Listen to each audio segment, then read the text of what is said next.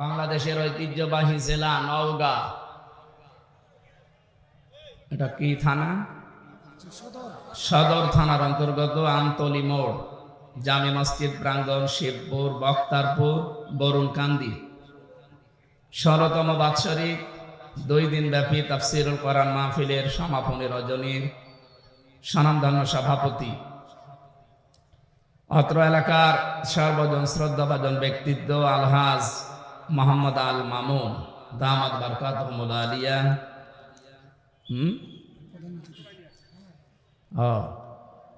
প্রধান অতিথি হিসাবে উপস্থিত আছেন জনাব ডাক্তার অধ্যাপক মোহাম্মদ ইস্কেন্দার হোসেন, বিশিষ্ট চিকিৎসাবিদ, নওগাঁ জেলার কৃতি সন্তান। আল্লাহ রাব্বুল আলামিন তার সেবাকে যেন মানবতার জন্য কবুল করেন, আমিন। এবার এমন ক্লাস করেন না যে একেবারে ক্লাসের পরে যাই ছিলেন আরো নিচে নেমে যাচ্ছে। সে এক ছেলে এসে কাঁদছিল বাবার কাছে, এই কি হয়েছে? যে আব্বা রেজাল্ট দিয়েছে। কাঁদার কি হইলো? যে রেজাল্ট দিয়েছে কাঁদার কি হইলো মানে? ফেল করেছিস না পাস করেছিস? ফেল করলে তো এক কথা ছিলাম 5-এ, নামিয়ে দিয়েছে 3। আমরা আবার এরকম ক্লাস যেন না করি, একেবারে যা ছিলাম তার যেতে আবার নিম্নমানের। আমরা যে ক্লাসে আসি অন্তত উপরের ক্লাসে উঠতে চাই ইনশাআল্লাহ।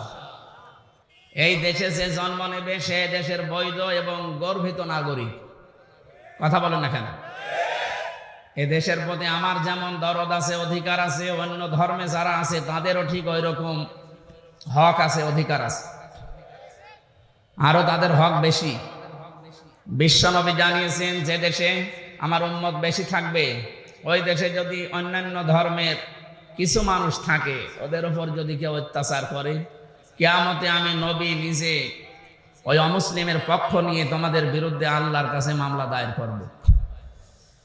এই শব্দটা আমাদের দেশের জন্য যদিও প্রযোজ্য না, কারণ আবহমান কাল থেকে বাংলাদেশে সংখ্যালঘু নির্যাতন হয়েছে, এর প্রমাণ নেই। যদি কেউ করে থাকে, যারা দায়িত্বে ছিল এতদিন তারা করেছে। এই কথা বলেন না কেন? সংখ্যালঘু নির্যাতন করে এটা রাজনীতি, এটা দাদাদের পরামর্শে যারা করেছিলেন। বাংলাদেশ হিন্দু বৌদ্ধ খ্রিস্টান ঐক্য ফ্রন্ট, ঐক্য পরিষদ না, ঐক্য ফ্রন্ট বলে একটা যে আছে, বিজন কুমার সরকার এর সভাপতি, উনি গত পরশুদিন জানিয়েছে দেশে সংখ্যালঘু নির্যাতন হিন্দু খ্রিস্টান বৌদ্ধদের উপরে যদি কেউ করে থাকে সেটা আওয়ামী লীগ করেছে। অথচ এই 10টা চাপিয়ে দেওয়া হয়েছিল বিএনপি জামাত এদের প্রতি। এটা ডাহা মিথ্যা কথা। উনি নিজে বলেছে এই দেশে বিএনপি জামাত এবং যারা আছে আলেম ওলামা এদের কাছে আমরা সবচাইতে বেশি নিরাপদ, এদের দ্বারা আমাদের ক্ষতি হওয়ার কোনো সম্ভাবনা নেই। তার বাস্তব প্রমাণ আগস্টের 5 তারিখের পরে কিচ্ছু হয়নি। এদেশে যা হয়েছে বিচ্ছিন্ন ঘটনা। ওরা যদি ওই সমস্ত ইস্যু তৈরি করে আমাদের এ দেশটাকে অস্থিতিশীল পরিবেশ তৈরি করার পায় তারা চালাচ্ছে, বিশেষ করে যারা পালিয়ে গেছে তাদের বুদ্ধিমতো। আমরা এটা সফল হতে দেব না ইনশাআল্লাহ। ডক্টর মোহাম্মদ ইউনূস গতকাল এবং আজকে ধর্মীয় নেতা যারা বাংলাদেশে বিভিন্ন ধর্মের সবাইকে ডাক দিয়েছে যে মতামত দেন, আমরা এখন কি করব।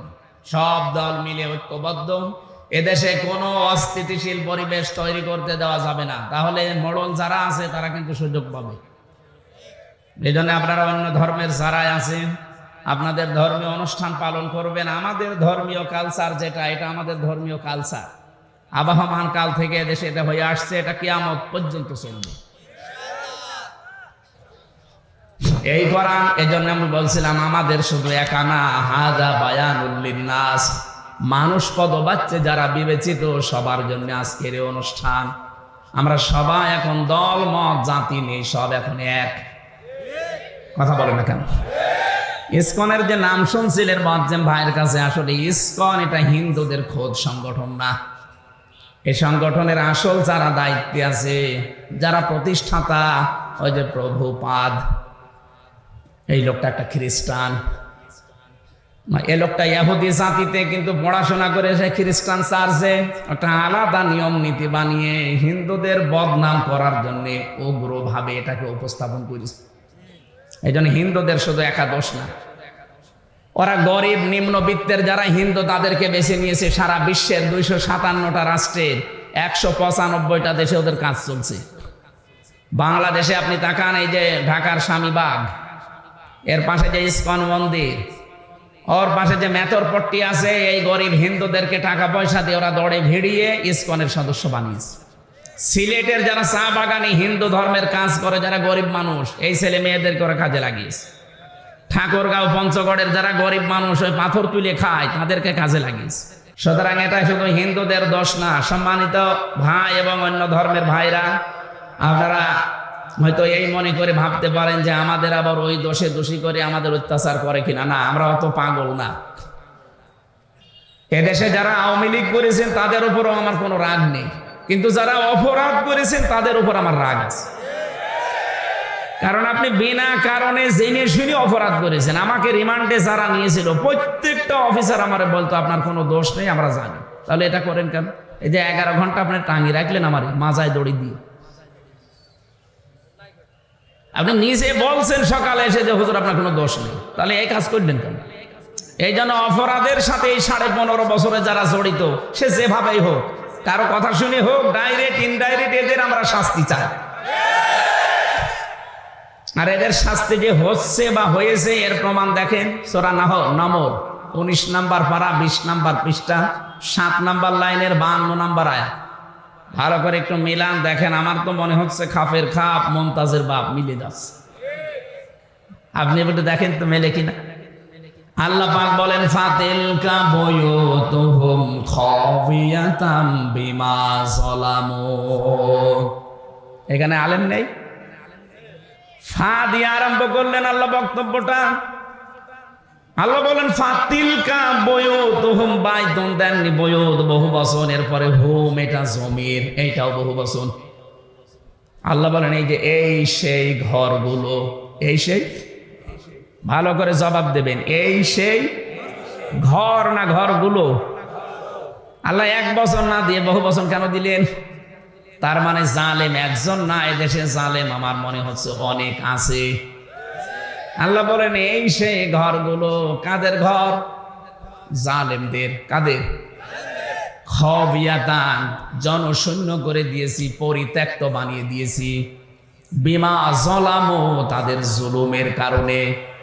ওয়ানজালনা ইলাইকা যিকরা লিতুবায়্যিনা লিন-নাসি মা নুযিলা ইলাইহিম ওয়া লাআল্লাহুম ইয়াতাফাক্কারুন। সূরা নাহলের 44 নম্বর আয়াতের শেষের দিকে আছে। আল্লাহ পাক বলেন, হে নবী, এই কিতাব আপনার প্রতি আমি নাযিল করেছি, আপনি জীবিত মানুষদের সামনে ব্যাখ্যা করে শোনাবেন। কোন মানুষ? জবান খুলে বলবেন কোন মানুষ? এই যে লিতুবায়্যিনা লিন-নাস, এখানে আরবি গ্রামার যারা জানে, আলেম যারা, লাম শব্দ ব্যবহার করা হয় 13টা অর্থে। প্রথম অর্থ হচ্ছে লাম ব্যবহার করা হবে আরবিতে জীবিত মানুষদের জন্য। অথচ দুর্ভাগ্যজনক হলেও সত্য, 96% মুসলমানের এই দেশে জীবিত মানুষদের সামনে কোরআনের ব্যাখ্যা বিশ্লেষণ করা বড় কঠিন হয়ে গিয়েছিল। বিশেষ করে 15.5 বছর। এক কথা বলছে না কেন? কি অবস্থা বানিয়েছিল, 14 জায়গায় অনুমতি নেওয়া লাগবে, তারপরে অনুষ্ঠান হবে। সরাসরি বলে না যে না কোরআনে দেশে চলবে না, কিন্তু যেন না চলে সেই ব্যবস্থা সব পাকাপোক্ত করেছিল। একজন নাকি তার বউকে খুব জোরে জোরে কিল দিত। একদিন বলছে, কি তুমি যেভাবে কিল মারো আমারে রাখবা না? কিলের ওজন দেখে টের পাও না? কিলের ওজন দেখে তো টের পাওয়া যায় যে তোমার রাখবো কিনা। ওরা সরাসরি 96% মুসলমানের দেশ তো বলে না যে না এই দেশে কোরআন চলতে দেব না, কিন্তু যেন না চলে সে ব্যবস্থা সব করেছিল বিভিন্ন কায়দায়। একেবারে পাতি নেতা থেকে শুরু করে ডিসি পর্যন্ত। কি কথা বলেন না কেন? এমনকি ডিসি, এসপি, টিওনো, ওসি সবাই পারমিশন দিলেও অনেক জেলায় এমন মানুষও ছিল এ মানুষগুলো অনুমতি দিতে চাইতো না। আল্লাহ রাব্বুল আলামিন এমন ভাবে তাদেরকে ধরেছে, তাদের এই পাপের বোঝা পরিপূর্ণ হয়ে যাওয়ার কারণে। কারণ কোরআনে কারিমে বাধা দেয় কাফেররা। কারা? এটা নাজিল হওয়ার পর থেকেই এটা চলছে। কাফেররা প্রথমেই বলেছে না সব চলতে দেওয়া যাবে, কোরআনের আলোচনা যেন মোহাম্মদ করতে না পারে, এ সিদ্ধান্ত কাফেরদের। আপনি হয়তো ওইভাবে বলেন না, কিন্তু সিস্টেম চালু করেছিলেন কাফেরদের মতোই। ১৫০০ বছর আগে কোরআনে কারিমে বাধা দিয়ে আবু জেহেল যদি কাফের হয়, তা আপনি কি বলেন? বলেন। অনেকে বলে হ্যাঁ আবু জেহেলের সাথে তুলনা দিচ্ছেন, আবু জেহেল আল্লাহকে মানতো। আরে ভাই, কাবা শরীফের সভাপতি ছিল, আপনি তো নওগাঁ মসজিদের সভাপতি, আপনাকে কেউ চেনেই না। আর আবু জেহেল কোন মসজিদে? কাবা শরীফের সভাপতিও। হাজিদের পানি পান করাতো, ধান দেয় কিসে? টাকা পয়সা কামাই করার জন্য হাজিদের খেদমত করতো ওর লোকজন দিয়ে।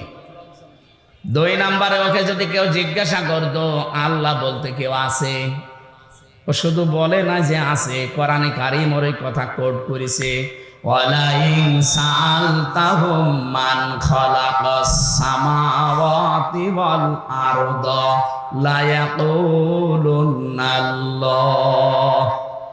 কয়েক জায়গায় আল্লাহ একটা দিয়ে জানিয়েছেন, হে নবী ওদেরকে যদি জিজ্ঞাসা করেন আসমান আর জমিন কে বানিয়েছে, লা ইয়াকুলুনাল্লাহ, লামে তাকিদ নুনে সাকিলা, আল্লাহ গ্যারান্টি দিয়ে বলছে আবু জেহেল ওই কথা বলতো যে আল্লাহ বানিয়েছে। কে বানিয়েছে? তাহলে আল্লাহ একজন আছে, ও বিশ্বাস করতো না? কথা বলে না কেন? করতো মানে আমাদের মতো হালকা বিশ্বাস না।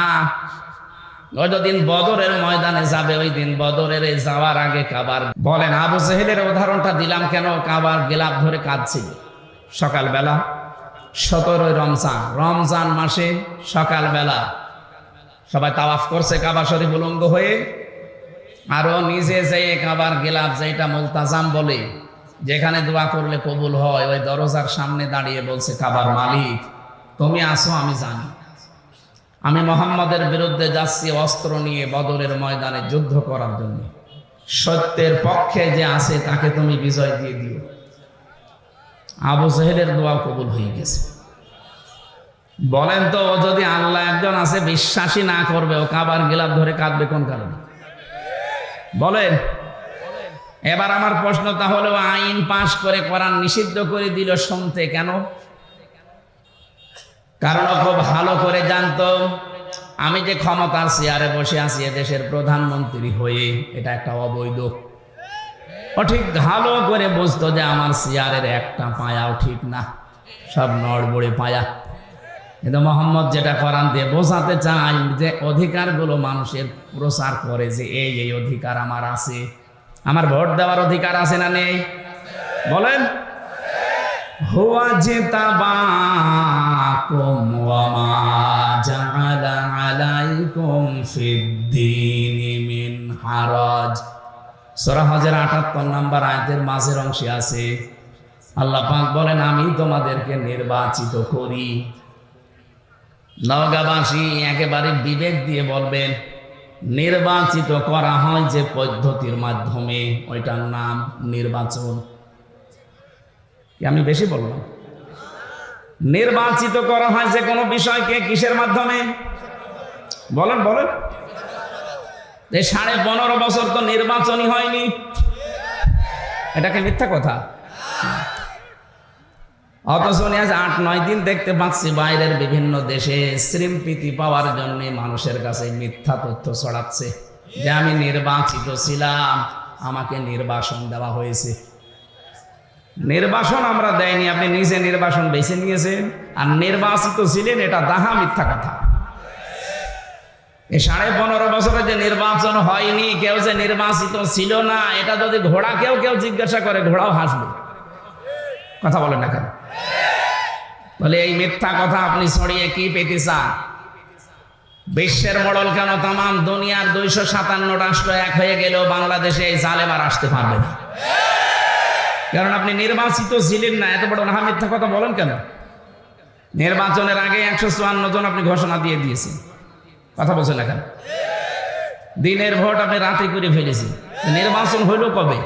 আমার এই যে 33 বছর এখন বয়স, 18 বছর থেকে যদি শুরু করিতে 3 বার আমার ভোট দেওয়ার কথা, আমি তো একবারও দিতে পারলাম না। আপনাকে ভোট দিল কে? হয় আপনি নিজে নিজে দিয়ে নিয়েছেন, এক কথা বলছে না কেন? আমার সাথে এক ওসি ছিল জেলখানা, আমি তো ফাঁসির কন্ডেম ছেলে ছিলাম। একদিন আমার এসে বলছে, হুজুর দেখেন তো আমার তওবার ধরনটা দেখেন তো কিভাবে করলেন। বলছে এই যে নির্বাচন গেল, এই নির্বাচনে আমি বাইরে ছিলাম, রাত 12টার পর থেকে আমি ভোট কাটা আরম্ভ করলাম, ফজর পর্যন্ত বাক্স ভর্তি করে বিভিন্ন জায়গায় পাঠিয়ে দিলাম। ফজরের নামাজের আগে ওযু করলাম, গোসল করলাম, 2 রাকাত নামাজ পড়ে বললাম আস্তাগফিরুল্লাহ। আমারই তওবা কি হয়েছে? না, আপনি তো আর আল্লাহর কাছে দোষ করেননি যে আস্তাগফিরুল্লাহ পড়বেন, আপনি দোষ করেছেন হামজার কাছে। কারণ একটা এমপি বানাতে 2.5 থেকে 3 লাখ বা 3.5 লাখ 4 লাখ হামজা লাগে। কথা বলেন না কেন? আমাদের মতো মানুষের রায় নেবেন, ভোট নেবেন, এরপরে আপনি পাস করলে বলবেন আমি এমপি। তা আপনি তো একাই 3.5 লাখ সব শেষ করে ফেললেন, আর এখন আপনি আস্তাগফিরুল্লাহ পড়েন আল্লাহর কাছে। আপনি কি আল্লাহর কাছে দোষ করেছেন? আমার মতো 3.5 লাখ 4 লাখ হামজা যদি আপনাকে বলে ঠিক আছে যান ওসি সাহেব মাফ করে দিলাম, তাহলে আপনি মাপ পাবেন। 2 নম্বরে ভয়ঙ্কর বিষয়, আপনি যতদিন জেলে আছেন এই কয় বছরের ভেতরে অনেক হামজা মরে গেছে। কথা বলেন এখন, আপনি তাদের কাছে মাফ চাবেন কি করে? এই জন্য জালেমদেরকে 15.5 বছর টিকিয়ে রাখার জন্য যারা চেষ্টা চালিয়েছে তারাও জালেম।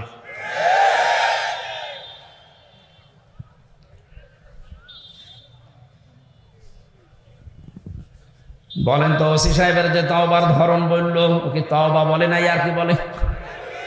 বাংলাদেশে বহু মানুষ এখন দেখছে আর কি মারছে। আরে ভাই তওবা হবে তো তার কাছে, অপরাধ হয়েছে যার কাছে। আপনি আল্লাহর কাছে কোনো অপরাধ করে থাকলে ওনাকে বলেন, উনি যদি মাফ করে দেয় দিক, শাস্তি দেয় দিক, ওনার ব্যাপার। আপনি তো অপরাধ আমার কাছে করলেন, আমার কাছে অপরাধ করে কাবার গিলাপ ধরে মাফ চাবেন, পুরাটা উল্টা না। আপনাদের তাওবা হচ্ছে না। যারা তাওবা করতে চান, অপরাধ করেছেন যার কাছে, স্বীকার করবেন তার কাছে। এইটা বাংলাদেশে যদি চালু হয়, পরবর্তীতে যারা চেয়ারে বসবে ওরা আর অন্যায় করার সাহস পাবে না, কারণ অপরাধ যার কাছে স্বীকার করা লাগবে তার কাছে। আজকে এই সংক্রান্ত আয়াতগুলো আমরা কোরআন থেকে পড়েছি, আমরা কথা বলবো সামনে ইনশাআল্লাহ। আবু জাহেলের কথা বলছিলাম, এই লোকটা বেশ ভালোভাবে জানতো আমি যে চেয়ারে বসে আছি এ তো জোর করে আছি। মোহাম্মদ যেটা বলতে চায় অধিকারের কথা, যদি সত্যি মানুষ এগুলো জেনে ফেলে তাহলে আমার চেয়ার রাখবে না। এই জন্য মোহাম্মদের কোরআন এটা বন্ধ করা দরকার।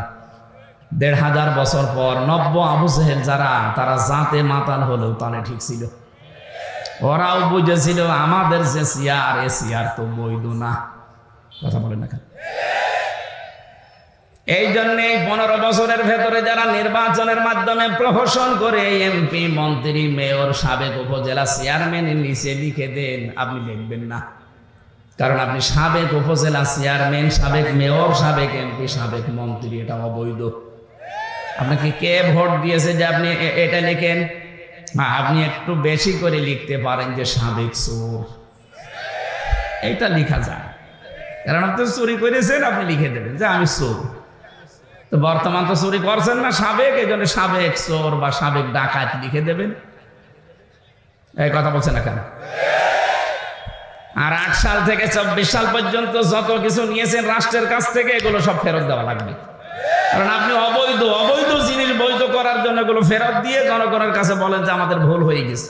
এটা যতদিন না বলবেন ততদিন আপনি এই দেশের বৈধ নাগরিক না। বহু মানুষের অধিকার নষ্ট করেছেন, আগে ফেরত দেবেন। আমার ভাইরা, এই যে মানুষগুলো এতদিন পর্যন্ত যারা বুঝেছিল যে আমির হামজা কোরআন দিয়ে যা বলতে চায়, এ তো আমার চেয়ারে ধাক্কা লাগে, ওই তখন আস্তে করে বলে যে না, ওরে আসতে দেওয়া যাবে না, ও রাজনৈতিক কথা বলে, ওরে শয়তান। আমার মনে হয় যারা 15.5 বছরে আমার এই কথা বলতে দেয়নি, নবীজি যদি এসে এখন কোরআন প্রচার করতো, নবীকেও বলতে নবী রাজনীতি করে। কথা বলে না কেন? এই জন্য কোরআনের প্রথম আয়াত এটা। রব্বুল আলামিন বলেন, এমন একটা কিতাব আপনাকে আমি দিয়েছি, আপনি মরা মানুষকে শোনাবেন না, শোনাবেন জীবিত মানুষদের। অথচ জীবিত মানুষদের কোরআন শোনানো এমন কঠিন অবস্থা হয়ে দাঁড়িয়েছিল, যারা আমাদের বাধা দিত ওই লোকের বাবা মারা যাক, আমারে ডাক দিয়ে বলবে হুজুর কোরআন পড়িয়ে দিন।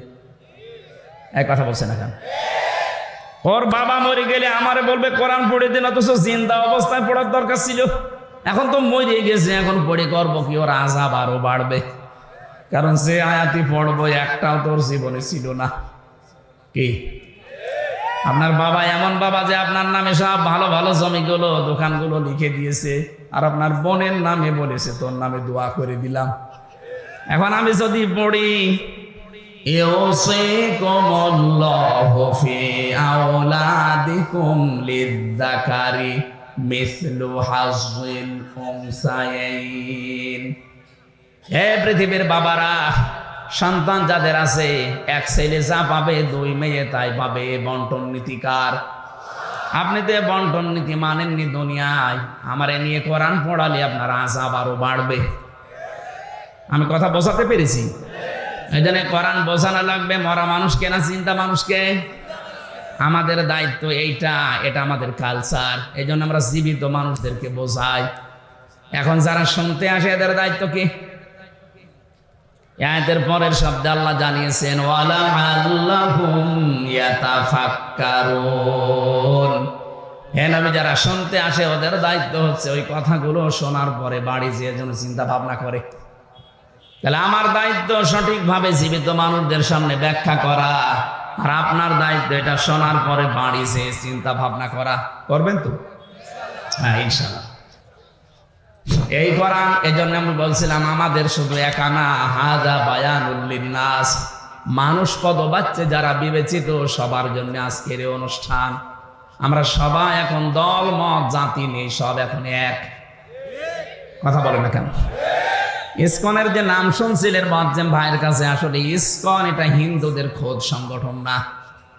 এই সংগঠনের আসল যারা দায়িত্বে আছে, যারা প্রতিষ্ঠাতা, ওই যে প্রভুপাদ, এই লোকটা একটা খ্রিস্টান। এই লোকটা ইহুদি জাতিতে কিন্তু পড়াশোনা করে সে খ্রিস্টান চার্চে একটা আলাদা নিয়ম নীতি বানিয়ে হিন্দুদের বদনাম করার জন্য উগ্রভাবে এটাকে উপস্থাপন করেছে। এই জন্য হিন্দুদের শুধু একা দোষ না, ওরা গরিব নিম্নবিত্তের যারা হিন্দু তাদেরকে বেছে নিয়েছে। সারা বিশ্বের 257টা রাষ্ট্রের 195টা দেশে ওদের কাজ চলছে। বাংলাদেশে আপনি তাকান, এই যে ঢাকার স্বামীবাগ, এর পাশে যে ইসকন মন্দির, ওর পাশে যে মেথরপট্টি আছে, এই গরিব হিন্দুদেরকে টাকা পয়সা দিয়ে ওরা দৌড়ে ভিড়িয়ে ইসকনের সদস্য বানিয়েছে। সিলেটের যারা চা বাগানি হিন্দু ধর্মের কাজ করে, যারা গরিব মানুষ, এই ছেলে মেয়েদেরকে ওরা কাজে লাগিয়েছে। ঠাকুরগাঁও পঞ্চগড়ের যারা গরিব মানুষ ওই পাথর তুলে খায়, তাদেরকে কাজে লাগিয়েছে। এই কথা বলে কে গো? সুতরাং এটা শুধু হিন্দুদের দোষ না। সম্মানিত ভাই এবং অন্য ধর্মের ভাইরা, আপনারা হয়তো এই মনে করে ভাবতে পারেন যে আমাদের আবার ওই দোষে দোষী করে আমাদের অত্যাচার করে কিনা। না, আমরা অত পাগল না। এদেশে যারা আওয়ামী লীগ করেছেন তাদের উপরও আমার কোনো রাগ নেই, কিন্তু যারা অপরাধ করেছেন তাদের উপর আমার রাগ আছে। কারণ আপনি বিনা কারণে জেনে শুনে অপরাধ করেছেন। আমাকে রিমান্ডে যারা নিয়েছিল প্রত্যেকটা অফিসার আমারে বলতো আপনার কোনো দোষ নেই, আমরা জানি। তাহলে এটা করেন কেন? এই যে 11 ঘন্টা আপনি টাঙিয়ে রাখলেন আমার মাজায় দড়ি দিয়ে। আপনি নিজে বলছেন সকালে এসে যে হুজুর আপনার কোনো দোষ নেই, তাহলে এই কাজ করলেন কেন? এই জন্য অপরাধের সাথে এই 15.5 বছরে যারা জড়িত, সে যেভাবেই হোক, কারো কথা শুনে হোক, ডাইরেক্ট ইনডাইরেক্ট, এদের আমরা শাস্তি চাই। আর এদের শাস্তি যে হচ্ছে বা হয়েছে এর প্রমাণ দেখেন সূরা নামল 19 নম্বর পারা 20 নম্বর পৃষ্ঠা 7 নম্বর লাইনের 52 নম্বর আয়াত। ভালো করে একটু মিলান দেখেন। আমার তো মনে হচ্ছে খাফের খাপ মুমতাজের বাপ মিলে যাচ্ছে। আপনি একটু দেখেন তো মেলে কিনা। আল্লাহ পাক বলেন ফাতিলকা বুয়ুতুহুম খাওয়িয়াতাম বিমা যালামু। এখানে আলেম নেই, ফা দিয়ে আরম্ভ করলেন আল্লাহ বক্তব্যটা। আল্লাহ বলেন ফাতিলকা বুয়ুতুহুম, বাইতুন দেননি, বুয়ুত বহু বচন, এরপরে হুম এটা জমির, এইটাও বহু বচন। আল্লাহ বলেন এই যে এই সেই ঘরগুলো, এই সেই, ভালো করে জবাব দেবেন, এই সেই ঘর না ঘরগুলো? আল্লাহ 1 বছর না দিয়ে বহু বছর কেন দিলেন? তার মানে জালেম একজন না, এদেশে জালেম আমার মনে হচ্ছে অনেক আছে। আল্লাহ বলেন এই সেই ঘরগুলো। কাদের ঘর? জালেমদের। কাদের? খবিয়াতান, জনশূন্য করে দিয়েছি, পরিত্যক্ত বানিয়ে দিয়েছি। বিমা জলামু, তাদের জুলুমের কারণে।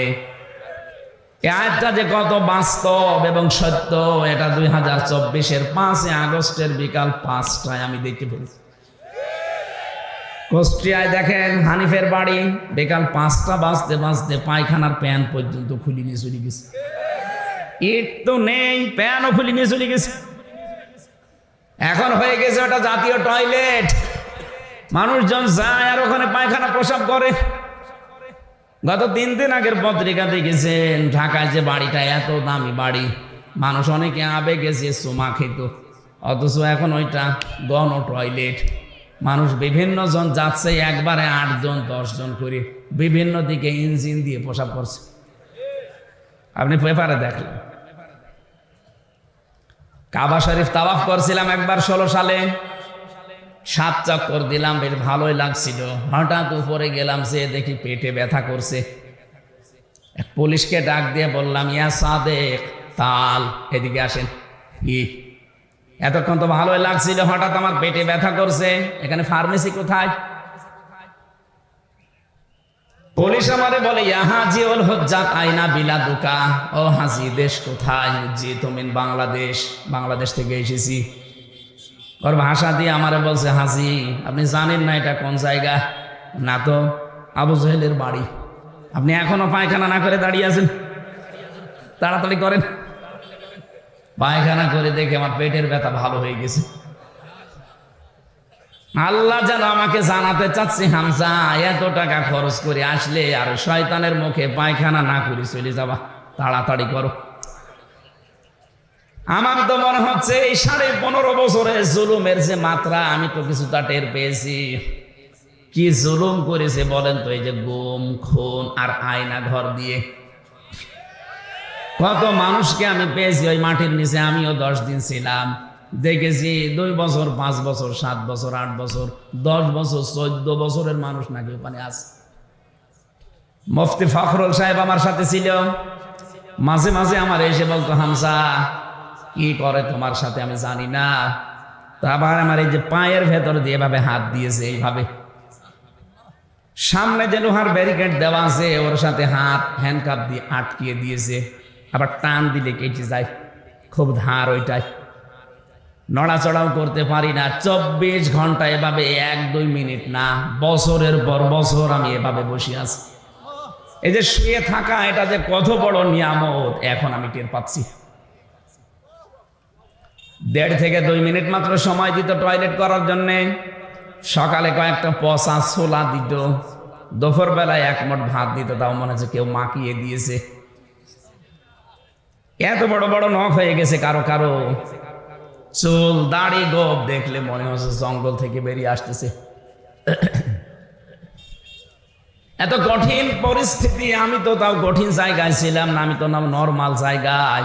শুনেছি এর চাইতেও ভয়ঙ্কর জায়গা ওর ভেতরে আরো আছে, বিশাল সুড়ঙ্গ করে, তাও তো এটা ডিবি অফিসে। আর যেটা মিলিটারিরা চালায়, যেটা আর্মিরা, ওটা আরো কঠিন। ওখানে কেউ 8 বছর 10 বছর 14 বছর পড়ে আছে, কেউ দুনিয়ায় জানেই না। এই নখ দিয়ে দেওয়ালের সাথে খসিয়ে খসিয়ে লিখে রাখে কাটা কাটা অক্ষরে যে ভাই কেউ যদি বাইরে যেতে পারেন এই নাম্বারটা জানাবেন যে আমি বেঁচে আছি।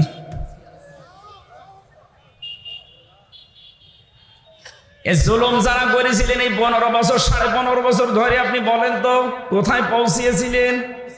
এখনো পর্যন্ত অনেক জালেম দেখছি, জালেমদের সাফাই গায়ে যে কি করেছে যে তার পালিয়ে যাওয়া লাগলো। শয়তান, তোমার সাথে তো হয়নি, তুমি টের পাচ্ছ না। তোমার বাবার সাথে যদি এটা হয়তো তুমি টের পাইছ।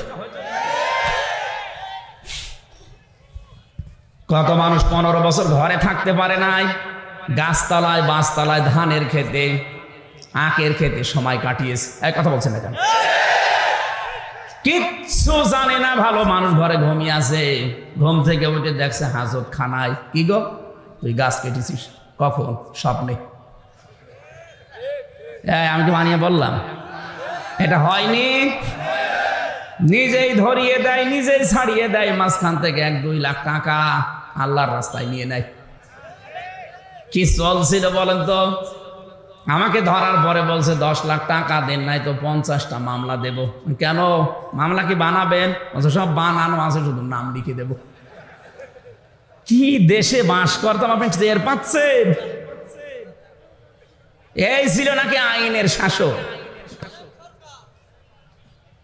এই জুলুমের সাথে যারা জড়িত তাদেরকে বলছি, আল্লাহ যেন তাদের ঘরগুলো বাড়িগুলো আজ পরিত্যক্ত করে দিয়েছে তাদের এই জুলুমের কারণে। আল্লাহ এই জন্য বাইতুন দেয়নি, বয়ুত দিয়েছেন। সারা বাংলাদেশের 630টা থানা আছে, আমি কম বেশি 600-র উপরে থানা ঘোরা হয়ে গেছে। সব জায়গায় দেখছি এই 3 মাসে প্রায় একই অবস্থা।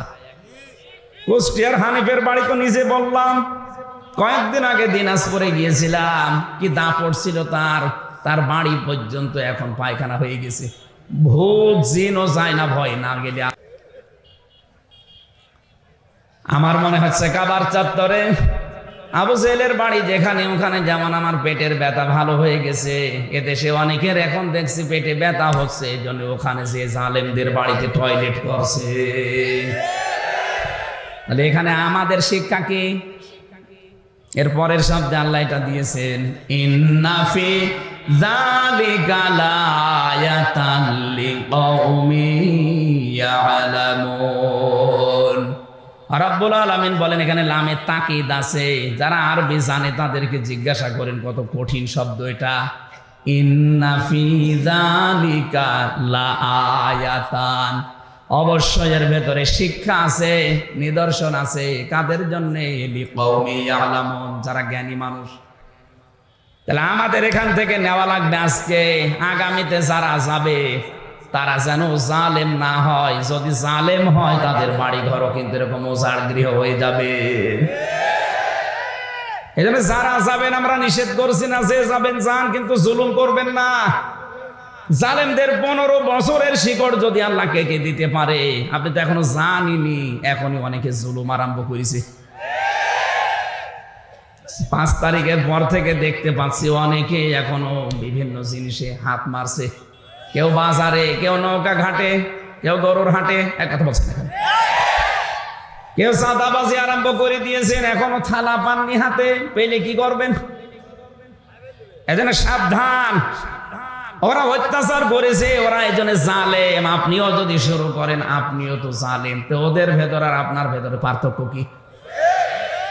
যেন এমন আচরণ, এমন চরিত্র তৈরি করা লাগবে যেন ওদের সাথে না মেলে।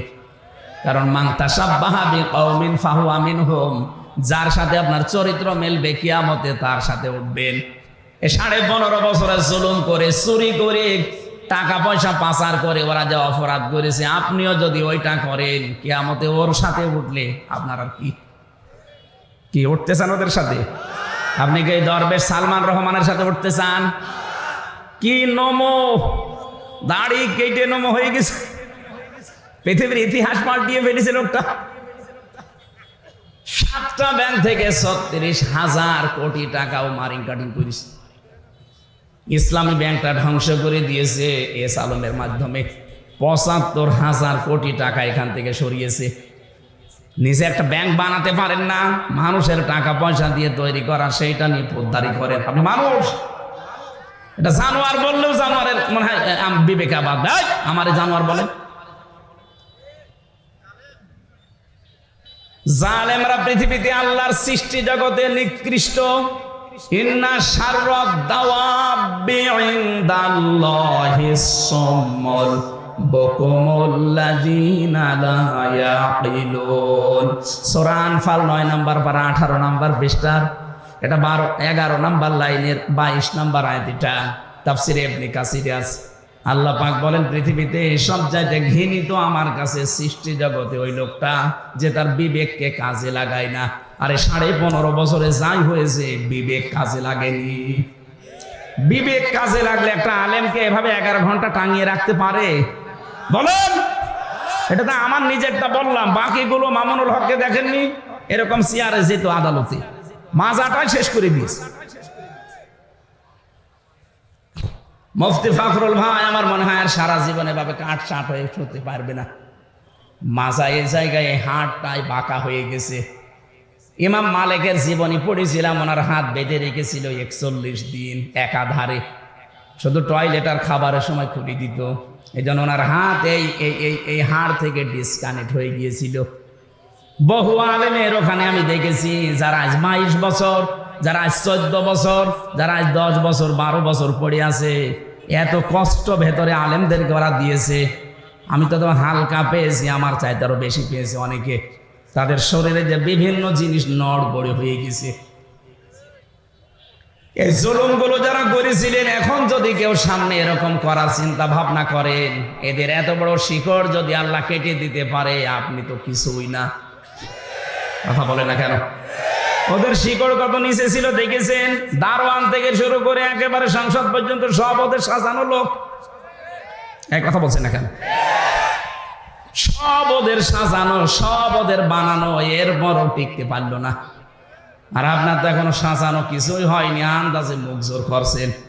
এই জন্য চরিত্র ঠিক করবেন। ওদের মতো চাঁদাবাজি যদি করেন, আপনার বাড়িও টয়লেট হবে। কথা বুঝতেছেন? ওদের মতো মিথ্যা মামলা যদি দেন, আপনার বাড়িও এরকম পরিত্যক্ত হয়ে যাবে। গতকালকে কুমিল্লাতে একটা সমাবেশ ছিল। সর্বশেষ যিনি বক্তব্য দিলেন আমি দেখলাম আজকে পেপারে, সর্বশেষ বক্তব্য দিয়েছেন যিনি আমিরে জামাত। এরপরে যিনি সভাপতি ঘোষণা দিলেন মাইকে যে আজকের এই অনুষ্ঠানে 8টা মোবাইল আর একটা টাকা ভর্তি মানি ব্যাগ পাওয়া গেছে। যার হয় সে প্রমাণ দিয়ে নিয়ে যান। এ পৃথিবীর ইতিহাসে এইটাই মনে হয় প্রথম। আপনি বলেন তো, বাংলাদেশের কোন সমাবেশ শেষ হওয়ার পরে এইটা বলতে পারে যে এখানে 8টা মোবাইল আর একটা মানি ব্যাগ ভর্তি টাকা পাওয়া গেছে? বলেন। এইরকম মানুষ যদি দুনিয়াতে, এইরকম চরিত্রের মানুষ যদি আমরা তৈরি করতে পারি, আল্লাহর কসম এদেরকে রাষ্ট্র দিয়ে দিলে এরা খাবে না। আর যদি ওই দরবেশের মতো মানুষকে দেন, ও খেয়ে একেবারে ধর করে ফেলবে। খাবে তো খাবে, শেষে বাঁচার জন্য দাঁড়ি পর্যন্ত পোষ দেবে। ওরে জিজ্ঞাসা করেছে আপনি এত নাফরমানি করলেন কি করে? দাড়ি রাখার সুন্নত আপনি কেটে ফেললেন। আবার ফতোয়া দিয়েছে, ওই দাড়ি রাখার সুন্নত, জান বাঁচানো ফরজ। আমি দাড়ি কেটে সুন্নত ফেলে দিয়ে ফরজ আমি চেষ্টা করছিলাম বাঁচান, কিন্তু পারলাম না। নৌকা আমারে ধরিয়ে দিল, নৌকা ধরিয়ে দিয়েছে। তাহলে আজকে আয়াতের ভেতরে যে শিক্ষাটা প্রথম পেলাম, জালেমদের আচরণ যেন আমরা দুনিয়ায় না করি। তাহলে আমাদের বাড়ি ঘরও দেখা যাচ্ছে 10-15 বছর পরে পরিত্যক্ত টয়লেট হয়ে যাবে। আল্লাহ আমাদেরকে হেফাজত করেন, বলেন আমিন। কোরআনে কারীম থেকে সূরা হাক্কাতের 4-5টা আয়াত পড়েছি কিয়ামত সংক্রান্ত। কারণ মানুষের চরিত্র সংশোধনের জন্য আখিরাত ভিত্তিক জীবনের বিকল্প নেই। এটা যদি আপনার ভেতরে তৈরি না হয়, কখনো আপনারা দেখতে মনে হবে বিশাল দরবেশের মতো, কিন্তু চরিত্র খারাপ। আর আপনার দেখতে শুনতে যাই হোক, ভেতরে যদি হযরত ওমরের মতো জবাবদিহিতার ভয় থাকে, আপনি দেখতে ভালো না হলেও আপনি একটা জান্নাতি মানুষ। খলিফাতুল মুসলিমিন হযরত ওমর রাদিয়াল্লাহু তাআলা আনহু, এই যে আখিরাতের ভয়টা কি, জবাব দেওয়া লাগবে এটা কি, উনি বুঝিয়েছেন ওনার জীবনে। এই কথা বলছেন কেন?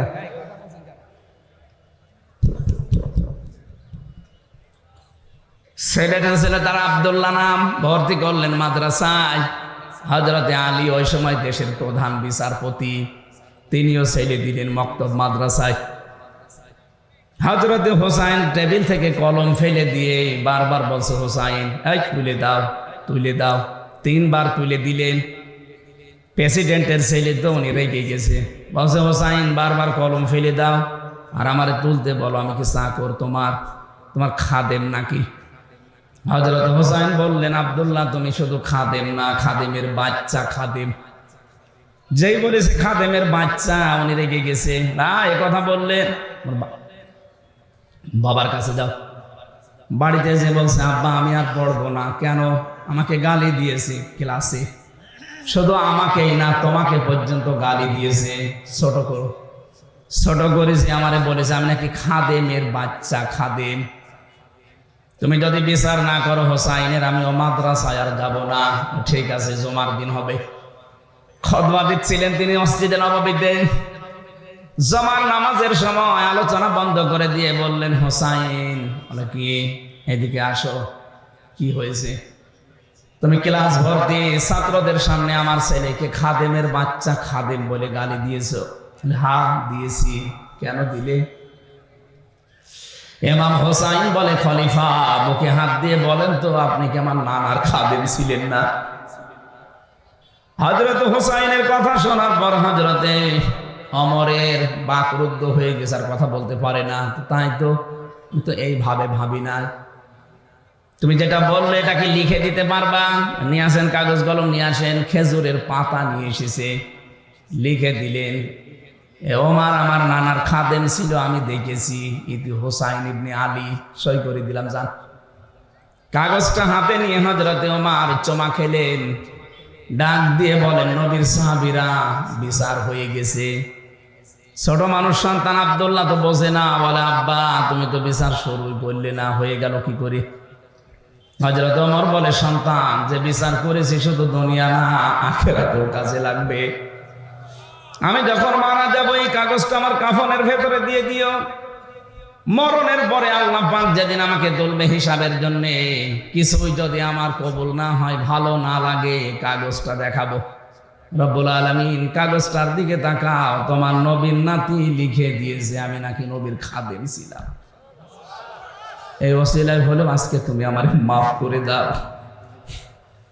হিসাবটা শুধু সারা জীবন শুনেছি যে হিসাব, দুদুকে ধরলে আপনি পাগল হয়ে যান।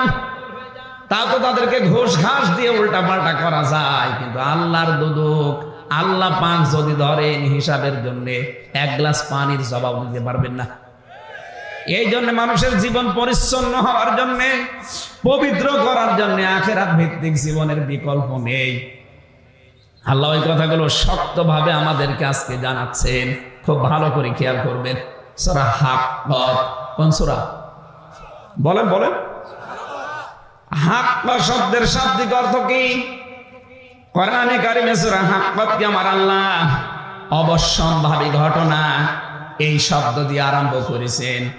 আল হাক্কাতু মাল হাক্কা, অবশ্যম্ভাবী ঘটনা। কি সেই অবশ্যম্ভাবী ঘটনা? আল্লাহ যেন নিজে এবার প্রশ্ন দিচ্ছেন, মা আদরাকা মাল হাক্কা। হে নবী, আপনি কি জানেন কি সেই ঘটনা? কাযযাবাত সামুদ ওয়া আদুম বিল কারিয়া। সামুদ এবং আদ, এই দুই জাতি এই অবশ্যম্ভাবী ঘটনা, যেটা তার মানে কিয়ামত, এইটাকে তারা মিথ্যা প্রতিপন্ন করেছিল। বাদ দেন, এটা মরে যাব, এইটাই তো শেষ, এরপরে আবার ওঠা লাগবে, আবার জবাব দেওয়া লাগবে। কিসের অবান্তর কথাবার্তা বলেন? নবীজি বলেন এই কথাগুলো তারা বলেছিল আদ আর সামুদ। আপনার উম্মতদেরকে এবার দেখেন, ফাম্মা সামুদ ফাউহলিকু বিত্তাগিয়া। আমি আল্লাহ এই কারণে এই সামুদ জাতিকে তাদের জায়গা থেকে একেবারে এই অবাধ্যতার কারণে, সীমা লঙ্ঘনের কারণে আমি আল্লাহ ধ্বংস করে দিয়েছি। কিয়ামতের কথা আল্লাহ আমাদেরকে যে শক্তভাবে বোঝাচ্ছেন, এটা অবশ্যম্ভাবী ঘটনা, এটা বিশাল আওয়াজ। কি বারবার এগুলো বারবার বলার দরকার কি? একবার বললে তো হয়ে যেত। আল হাক্কাতু মাল হাক্কাতু ওয়া মা আদরাকা মাল হাক্কা। রব্বুল আলামিন বলেন, শব্দটা আমি বলেছি এত কঠিন, এটার বিশ্বাস যত দৃঢ় হবে মানুষের ভেতরে, তার জীবন তত বেশি পরিচ্ছন্ন হবে। আপনি আজকে থেকে আরম্ভ করেন যে আমাকে কিন্তু জবাব দেওয়া লাগবে একজনের সামনে দাঁড়িয়ে, আর এমন জনের সামনে আমি দাঁড়াবো, উনি আমার আগে পেছে সামনে সব কিছুই জানেন। এটা শুনতে যত সহজ মনে হচ্ছে, এ বাস্তবে নিয়ে যাওয়া কিন্তু অত সহজ না। আপনি নিয়ে যান, একটা ছবি তৈরি করে এভাবে সাজান যে আমি কিন্তু এখন সত্যি শেষ, আমারে দাঁড়ানো লাগবে। আল্লাহর সামনে যদি সত্যি আমি এখন দাঁড়িয়ে পড়ি, আমার যা জীবন, আমার কি সত্যি জবাব দেওয়ার মতো কায়দা আছে? কোরআনে কারীম জানিয়েছে আল্লাহ যে বিচার ব্যবস্থা তৈরি করবে, আল্লাহর বিচার ব্যবস্থায় কোন রকমের অবিচার বলতে কিছু না। আপনারা জবাব দিচ্ছেন না। আল্লাহর বিচারে কোন অবিচার? আরো জোরে বলেন, আল্লাহর বিচারে ন্যায় বিচার না। না, ভালো করে শুনবেন, আমি তো এই জন্য বলছি কান লাগান। আল্লাহর বিচারে যেমন অবিচার নেই, আল্লাহর বিচারে ন্যায় বিচার যদি করে আপনি বাঁচবেন না। ন্যায় বিচার করলে কেউ জান্নাত যাবে না। অবিচার তো নেই, ন্যায় বিচার করলেও জান্নাত পাবেন না। পাবেন কি করে? আল্লাহ পাক যদি কাউকে নিজের ইচ্ছায় ক্ষমা করে দেয়, ওই লোকটাই শুধু জান্নাত পাবে। এই জন্য নবীজি প্রতিদিন 99 থেকে 100 বার করে তিনি পড়তেন, আল্লাহুম্মা হাসিবনি হিসাবা ইয়াসিরা। আল্লাহ তুমি যাই করো অন্তত আমার হিসাবটা সহজ করে দিও। এটা যত বেশি আপনার কাছে পরিষ্কার লাগবে, যত বেশি পরিচ্ছন্ন মনে হবে যে না এরকম একটা সামনে আসতেছে, আপনার দ্বারা তত অন্যায় কাজ ছেড়ে দেওয়া সহজ হবে। এটা তো নিজের ব্যাপার, আমি না খেয়ে মরবো কিন্তু আমি অবৈধ জায়গায় হাত বাড়াবো না। আমার চোখ দিয়ে যেটা নিষেধ দেখা আমি দেখবো না। 14 জন নারী বাদ দিয়ে পৃথিবীর কোন নারীর দিকে লোলুপ দৃষ্টিতে তাকানো জায়েজ নেই। কয়জন বলেন বলেন? 1 নম্বরে আপনার মা, 2 নম্বরে আপনার আপন মেয়ে, 3 নম্বরে আপনার আপন ফুফু, 4 নম্বরে আপনার আপন খালা, এরপরে আপনার ভাইয়ের মেয়ে, বোনের মেয়ে, আপন গুলো, এরপর আপনার পুত্রবধূ। 14 জনের নাম আমি তাফসিরে পেয়েছি। এদের সাথে দেখা করা যায় যাচ্ছে, কিন্তু তাদের মুখমণ্ডল, হাতের কবজি আর পায়ের পাতা এগুলো খোলা রাখা এই 14 জন মহিলার জায়েজ আছে আমার সামনে। প্রথমে কার? মা। বলেন না কেন? এরপরে ফুফু। এই যে অনেকে পাতানো ফুফু আছে, ও ধর্মের ফুফু, ধর্ম খালা, এসব বাদ দিন। পথে ঘাটে কাউকে দেখলে বলে খালা, খালার একটা মেয়ে আছে এই কারণে খালা বলছে, ওর উদ্দেশ্য ভালো না। খালা হওয়া লাগবে আপন মায়ের বোন। কথা বুঝতেছেন? এই 14 জন বাদ দিয়ে পৃথিবীর কোন নারী যদি সামনে পড়ে যায়, সঙ্গে সঙ্গে কোরআন বলছে চোখ নামাবা। আমি এটা বানালাম না। সূরা নূর 18 নম্বর পারা 12 নম্বর পৃষ্ঠা 7 নম্বর লাইনের 30 নম্বর আয়াতে আছে, কুল্লিল মুমিনিনা ইয়াগুদ্দু মিন আবসারিহিম ওয়া ইয়াহফাযু ফুরুজাহুম যালিকা আযকা লাহুম ইন্নাল্লাহা খাবীরুম বিমা ইয়াসনাউন। বলেন আল্লাহু আকবার। আল্লাহ পাক বলেন, হে নবী মুমিন পুরুষদেরকে আপনি বলেন, এই মানুষগুলোর সামনে যদি কোনো মহিলা পড়ে যায়, পরনারী মানে 14 জন বাদ দিয়ে, সঙ্গে সঙ্গে যেন তারা চোখ নিম্নগামী করে এবং লজ্জাস্থানের হেফাজত করে। এটাই তাদের জন্য পবিত্র পন্থা। এখানে বাংলাদেশে না, এই জায়গায় বহু পুরুষ মানুষ বসে আছে, বিবাহিত মানুষ, যাদের নিজের বউ ভালো লাগে না, অথচ অন্যের বউ রসগোল্লা লাগে।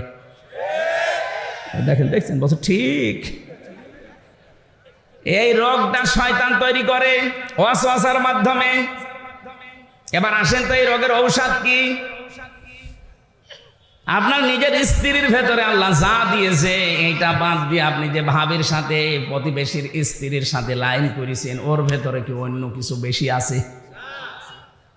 আপনি কি মনে করেন যে না তার 5-6টা আছে?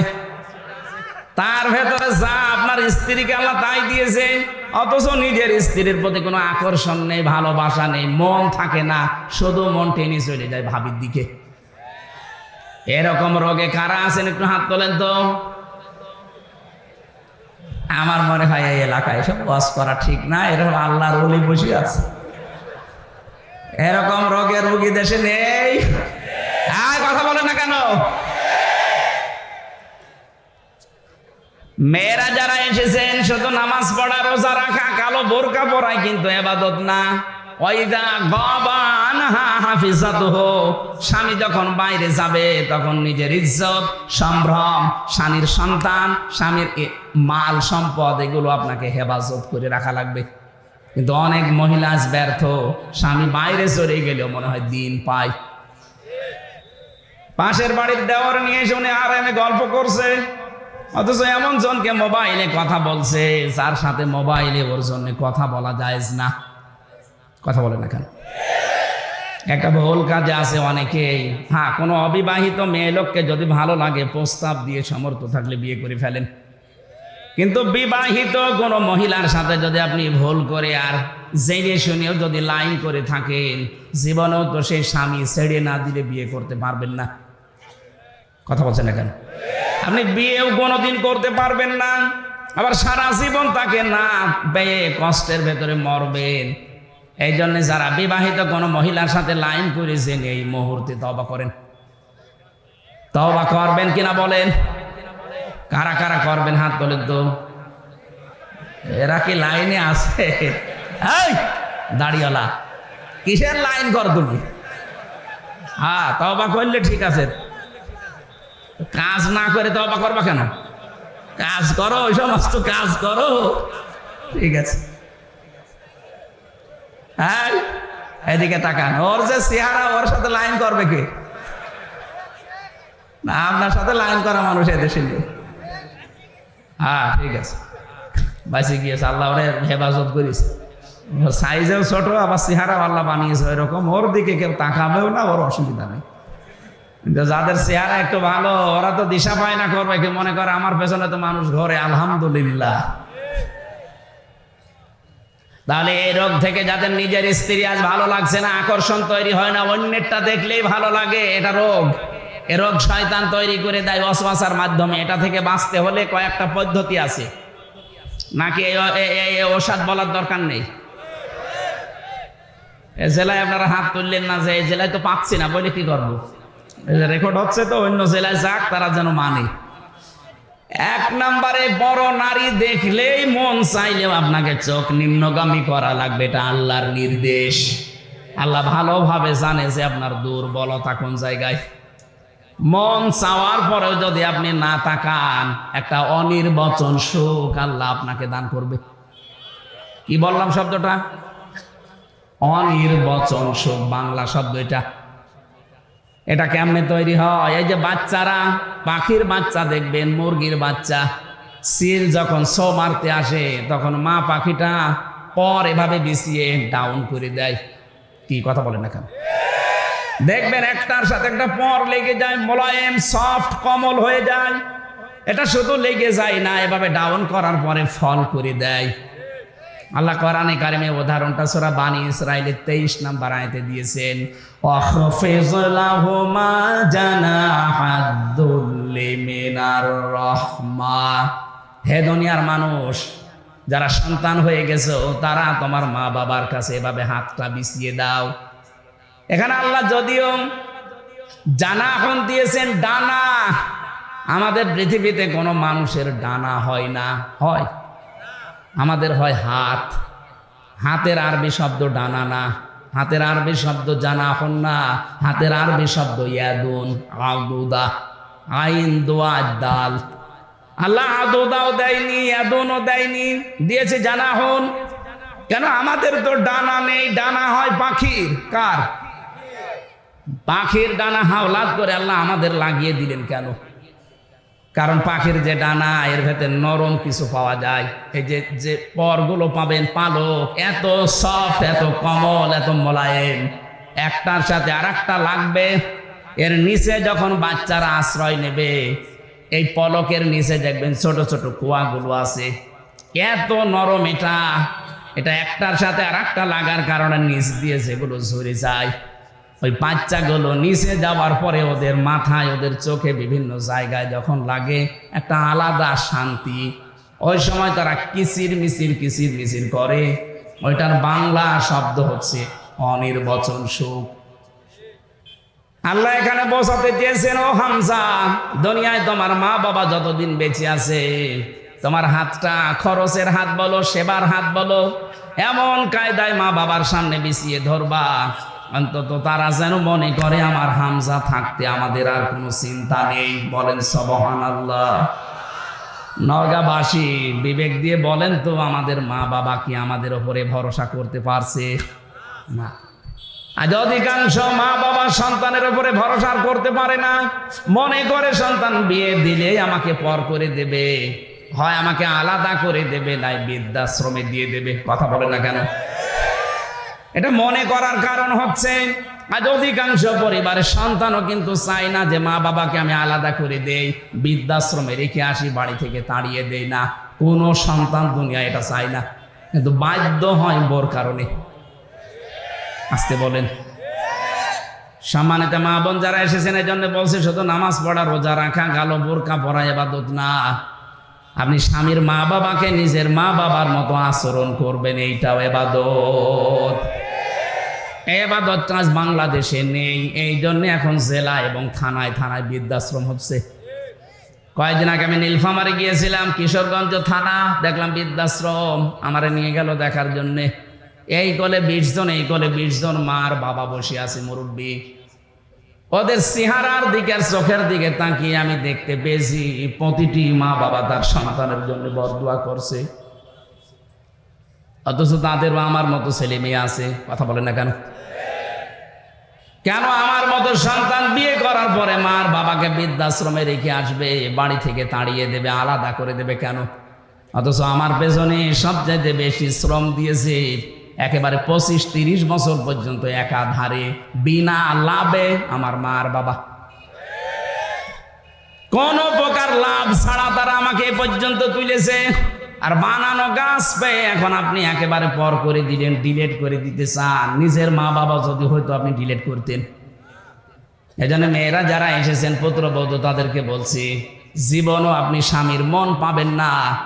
সত্যি কথা বলছি আমি স্বামী হিসাবে, জীবনও আপনি স্বামীর মন পাবেন না যদি স্বামীর মা বাবার সাথে খারাপ আচরণ করেন, তাদের ব্যবহারটা ঠিক না করেন, তাদের যে যত্ন করার দরকার, তাদের যে খরচ করা দরকার, এটা যদি না করেন, হয়তো স্বামী উপরে উপরে তার সন্তানের কারণে, তার সংসারের কারণে ভালোবাসবে, কিন্তু ভেতরে ভেতরে বলবে আল্লাহ এ যেন মরে যায়, আর একটা বিয়ে করবে। হাদিস নবীজি বলেন, কোন স্ত্রী যদি চায় আমার স্বামী বেশি দিন বেঁচে থাক, আমার স্বামীর হায়াত বেড়ে যাক, তার সন্তান, তার সম্মান, তার প্রভাব প্রতিপত্তি, অর্থনীতি এগুলো আরো বেড়ে যাক, নবীজি বলেন ওই স্ত্রী যেন বারবার তাকিদ দেয়, স্বামী তুমি যাই করো রক্তের সম্পর্কগুলো ঠিক রাখো। আমার সাথে সবচাইতে বেশি রক্তের সম্পর্ক আমার মা বাবার, আমার বোনের, আমার ভাইয়ের, আমার চাচার, আমার ফুফুর। এই কথা বলছেন না কেন? এইগুলোর সাথে আজ সম্পর্ক ভঙ্গ করার জন্য সবচাইতে বেশি দায়ী বউরা।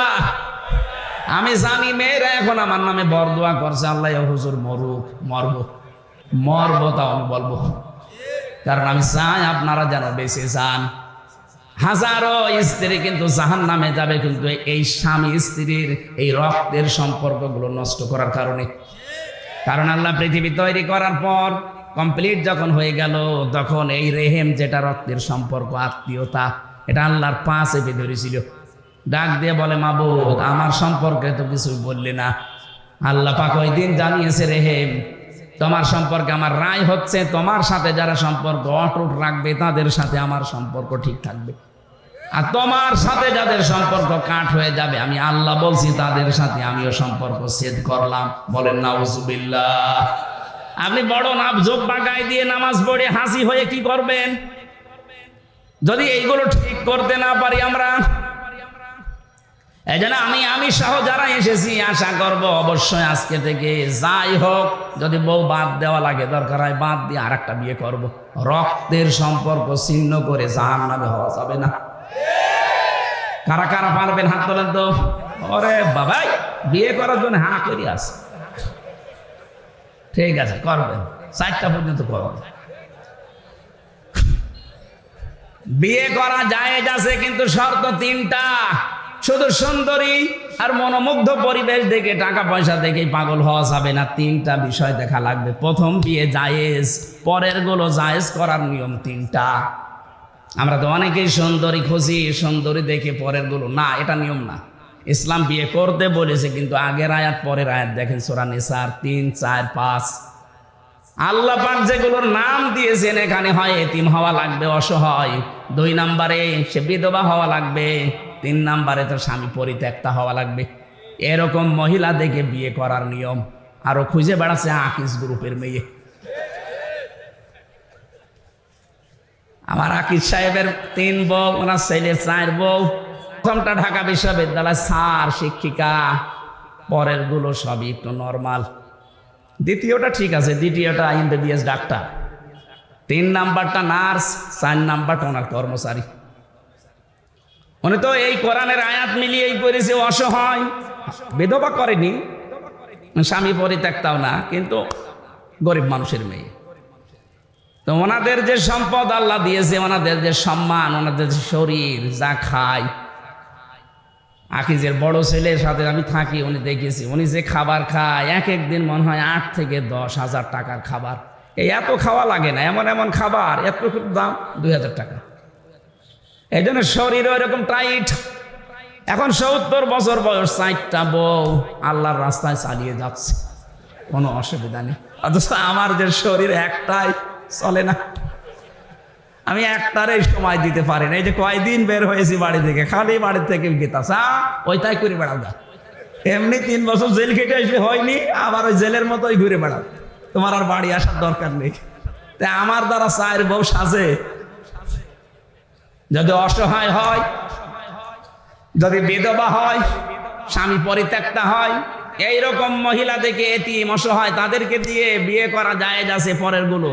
আর আমরা এটা উল্টিয়ে ইসলামকে কলঙ্কিত করার জন্য শুধু খুঁজে বেড়াই ধনী মানুষ আর সুন্দরী। না, প্রথমটা ঠিক আছে। প্রথমটা আমি মনে হয় এটা বোঝাতে পেরেছি। আয়াতটা নিয়ে অনেকের অভিযোগ আছে, স্যার বিয়ে করতে বলে আমার রিমান্ডে বলছিল এক অফিসার, মুসলমান, আপনার আকিজের ছেলে 4 বিয়ে করেছে, তাহলে আমার বউকে বলবো 4 স্বামী ধরতে? আমি ধরতে বলে, আপনার বউ যদি 4 স্বামী ধরে, যদি ছেলে হয়, কোন কোন বাপের পরিচয় দেবে? বলছে DNA টেস্ট করে পরীক্ষা করে দরকার বলবে যে অমুক বাপের ছেলে। কত বড় শয়তান! এক মহিলার যদি 4 স্বামী হয়, সন্তান হলে কাড়াকাড়ি হবে না? এ বলবে আমি হাফ বাবা, ও বলবে আমি ফুল বাবা, ও বলবে আমি 3 ভাগের 1 ভাগ বাবা। আর একজনের যদি 4 স্ত্রী হয়, সন্তান যদি 1 বছরে 4টা করে হয়, বাবা কয়টা? তো বিয়ের ক্ষেত্রে এই নিয়মটা, যাদের ইনসাফ করার মতো যোগ্যতা নেই, এই মানুষগুলোর আর না করাই ভালো। একটা নিয়ে সন্তুষ্ট থাকা দরকার। এই আয়াতের শেষের দিকে এটা আছে, অহেদা, যদি না পারো ইনসাফ করতে, একটা নিয়ে সন্তুষ্ট থাকো। আল্লাহ এই বিধানটা তো খেলা করার জন্য দেয়নি, আমরা উল্টা দিকে নিয়ে গেছি। আমরা সুন্দরী আর মুখমণ্ডল অথবা টাকা পয়সা এগুলো খুঁজতে চাই। অথচ প্রথমটা বিয়ে করার পরে পরের গুলো কয়টা শর্ত বললাম? হয় বিধবা হওয়া লাগবে, অথবা স্বামী পরিত্যক্ত হওয়া লাগবে, মানে স্বামী মরে গেছে, স্বামী ছেড়ে দিয়েছে, অথবা এতিম অসহায় মিসকিন। এইরকম মানুষগুলোকে দেখে আপনি সমাজে যেন বিশৃঙ্খলা বা জেনা ছড়িয়ে না পড়ে, এই জন্য আপনাকে আশ্রয় দেওয়ার জন্য বিয়ে করার নিয়ম। আমি যেটা বলছিলাম, সম্মানিত মা বোনেরা, আপনাদেরকে আমি অনেক ভালোবাসি, চাই আপনি বেঁচে যান। এই জন্য আগামী থেকে দুনিয়া যেহেতু থাকার জায়গা না, আপনিও যাবেন, আমিও চলে যাব। 100 বছর পরে এখানে যারা আছি একজনও থাকবো না। কথা বলেন না কেন? বলেন তো, 100 বছর পরে যদি কেউ এই নওগাঁর, এই যে কি কান্দি যেন দেখলাম, এই গ্রামে এসে যদি বলে এই বাড়ি আমার, ওখানে যারা বসবাস করবে, সত্যি করে বলেন আপনাকে উঠতে দেবে? 100 বছর পরে আপনি ঘুরে এসে দেখেন, আপনাকে উঠতে দেবে না? বলবে কে আপনি? আপনি যদি বলেন এই বাড়ি আমি বানিয়েছিলাম 2 তলা, বলবে ইয়ার কি মারেন, থাকার জায়গা হচ্ছে না বলে ভণ্ডামি করেন। যান মসজিদের বারান্দায় রাত্রে গিয়ে থাকেন, সকালে ফুটে পড়েন। এইটা দুনিয়া, এটা কি? এইটুকুর জন্য আপনি কার অধিকার নষ্ট করছেন হিসাব করেন। আপনি তো বাবার অধিকার নষ্ট করবেন না, মায়ের অধিকার, স্ত্রীর অধিকার, সন্তানের হক আদায় করবেন। এই কারণে যেন এইটা দিয়ে আখেরাত তৈরি হয়। আমাদের আসল টার্গেট কি?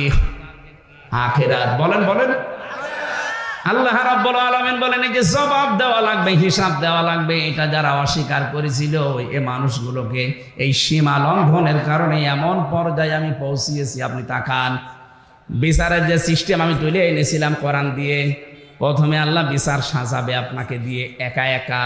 অকুল্লুহুম আতিহি ইয়াউমাল কিয়ামাতি ফারদা, কিয়ামতের সর্বপ্রথম আল্লাহ বিচারের রায় দেবে আপনাকে একা ডাক দিয়ে।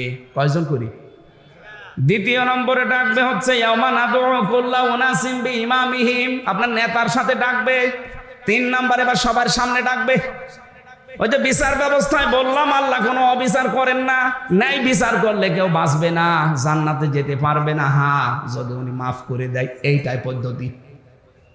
এই পদ্ধতিটা তাফসিরে পড়েছি। আল্লাহ যদি আমাকে মাফ করতে চায়, ঘিরে ফেলবেন ময়দানে মাহশারে, একটা কুদরতি চাদর দিয়ে সবার চক্ষু থেকে আড়াল করে আমাকে ঘিরে ফেলবেন। ডাক দিয়ে বলবে এটা করেছিলি, এইটা করেছিলি, সবগুলো আমার চোখের সামনে ভিডিও ক্লিপ আকারে উনি দেখাবে, বলবে এই যে দেখ এটা করেছিলি। অস্বীকার করার কিচ্ছু নেই, বাধ্য হয়ে মাথা নিচু করে বলা লাগবে আল্লাহ আমার ভুল হয়ে গেছে। আল্লাহ পাক বলেন যখনই বান্দা এই কথা বলবে আমার রহমতের জরিয়ায় জোশ পয়দা হবে, শেষে বলবো যা আজকে ধরে আমি গোপনে মাফ করে দিলাম। এইটা দরকার জীবনে, এইটা যদি আমাদের জীবনে এসে যায়, আমাদের জীবন সাকসেস। ফামান যুহজিহা আনিন নারি ওয়া উদখিলাল জান্নাতা ফাকাদ ফাজ ওয়া মাল হায়াতুদ দুনিয়া ইল্লা মাতাউল গুরুর। সূরা আলে ইমরান 4 নম্বর পারা 13 নম্বর পৃষ্ঠার 12 নম্বর লাইনের 85 নম্বর আয়াতের শেষের দিকে আছে 185। আল্লাহ পাক বলেন জীবনের হার জিত মানুষ বোঝে না, আসল মানুষের হার জিতের জীবন ওইটা যাকে কিয়ামতে আমি আল্লাহ মাফ করে দিয়ে বলবো যা জান্নাতে চলে যা, এই লোকটার জীবনই সফল। এরকম একটা জীবন তৈরি করার জন্য আখিরাত ভিত্তিক গঠন করার তৌফিক আল্লাহ যেন দান করেন, বলেন আমিন। আল্লাহুম্মা আমিন। লা ইলাহা ইল্লা আনতা সুবহানাকা ইন্নী কুনতু মিনাজ জালিমিন। রব্বুল আলামিন, 2 দিন ব্যাপী তাফসীর মাহফিলে নওগাঁর এই মাটিতে বসে আমরা দোয়া করছি। সারাটা জীবন অপরাধ করে জীবনটা আমরা নষ্ট করে ফেলেছি। আল্লাহ আমাদের গুনার দিকে তাকিও না, তোমার রহমতের দিকে তাকাও, জিন্দেগীর গুনাহগুলো মাফ করে দাও। সারাটা জীবন অপরাধ করে আমাদের জীবন শেষ হয়ে গেছে। কিছু বলবেন?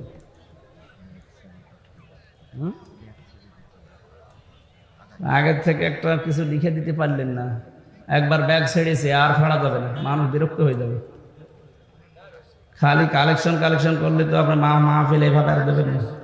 হ্যাঁ, ব্যাগ একবার দিল না, মসজিদ ভাই দেবে, আবার কয়বার দেবে মানুষ? যাদের সামর্থ্য আছে যাওয়ার সময় ড্রাম দেবেন, দিয়ে যাবে। লা ইলাহা ইল্লা আনতা সুবহানাকা ইন্নী কুনতু মিনাজ জালিমিন। আল্লাহ তাআলা আঞ্জাম দিয়েছে যারা এই বিশাল আয়োজনে, এদের অর্থনৈতিক যে অভাব আছে দূর করে দাও। কিয়ামতের জবাবদিহিতা তৈরি করা লাগবে, এরকম আচরণ, এরকম পরিবেশ আমাদের জীবনে এনে দাও রব্বুল আলামিন। মা বাপ যাদের নেই কবরে আছে এদেরকে ক্ষমা করো। কত মানুষ আমরা হাত তুলেছি, আমাদের অনেকের আপনজন হারিয়ে গেছে, আমরাও একদিন হয়তো হারিয়ে যাব। এভাবে আমাদের সন্তানেরা আমাদের জন্য দোয়া করবে রব্বুল আলামিন, তাদের দোয়াগুলো আমাদের পাথেয় বানিয়ে দিও আল্লাহ। প্রশাসনের যে ভাইগুলো এসেছে কবুল করো। এই মাহফিলের সম্মানিত সভাপতি একজন হাজী মানুষ, তাকে কঞ্জ কবুল করে নাও। প্রধান অতিথি, বিশেষ অতিথি যারা আমরা এসেছি, আমাদের জীবনটা তুমি পরিচ্ছন্ন করে দাও, এমন জীবন গঠন করার তৌফিক দাও যেন তোমার সামনে দাঁড়ানো যায়। মা বোনদেরকে পর্দা আড়ালে খাদিজার মতো, আয়েশার মতো বানিয়ে দাও। আগামীতে অনুষ্ঠানটা কোরআনের প্রচারে আরো বড় করে মঞ্জুর করো আল্লাহ। বারাকাল্লাহু লানা ওয়া লাকুম ফিল কোরআনিল আযীম। এলাকায় মাটির নিচে কত মানুষ বছরের পর বছর ঘুমিয়ে আছে আল্লাহ, ওরা কবরগুলো তুমি জান্নাতুল ফেরদাউস তৈরি করে দাও। এই দেশটাকে আমরা দেখতে চাই কোরআনের রঙে রঙিন। 53 বছর আমরা দেখেছি বিভিন্ন মানুষ চালিয়েছে, কাঙ্ক্ষিত মানের শান্তি দিতে পারে নাই। এখন শুধু বাকি আছে তোমার আইন দিয়ে দেশটা চললে কেমন দেখা যায়। চর্ম চোখে এটা দেখে মরার